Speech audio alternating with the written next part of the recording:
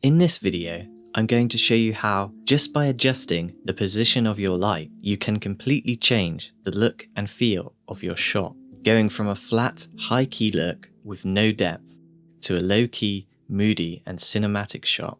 To show you how accessible and easy this is, I'm going to be using a cheap light from Amazon, and I'll also give some examples of how you can even use window light to achieve similar results. There is nothing special about this light at all. It's a simple daylight bulb that comes with some very basic diffusion. For these examples, as I was working with a cheap light that has no dimmer, I tried to keep the light at roughly the same distance away from the subject. When working with your own lights, you'll have the option to change the distance or even the power output to adjust the quality of the light to suit your needs. First, we start with nothing. Our subject is standing in front of a purple wall, and I've used blackout curtains to block out as much natural light as possible. Let's introduce our light.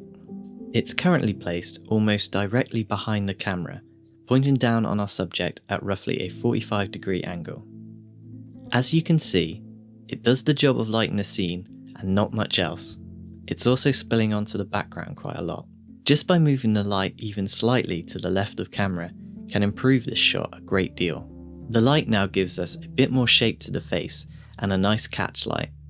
I often light interviews in this way, either with an actual light or through a window, as it adds a nice subtle depth to the image. If we move the light around even more, you can now see how this introduces even more shadows to the face, making it slightly moodier. You could even class this as Rembrandt lighting, as it features the signature triangle on the cheek.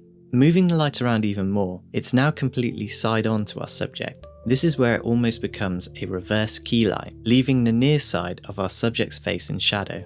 I added a bit of negative fill as well in this example, to exaggerate the shadow side slightly more.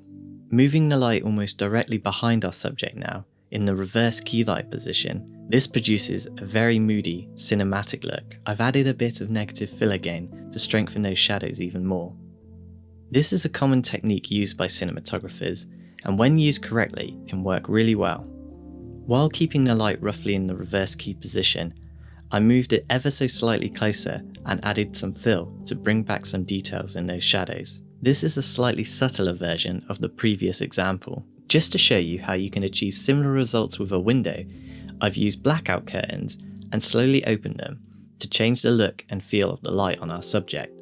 In this scenario, you would need to change the position of your subject rather than the light to achieve the reverse key look. I hope you found these examples useful. If you want to see more videos on cinematography and filmmaking in general, you can subscribe below or by clicking the link on screen. I make new videos every week, and I look forward to seeing you next time. Take care. Maurice, can I put the light away? Or are you done? Are you done in here? No? Okay.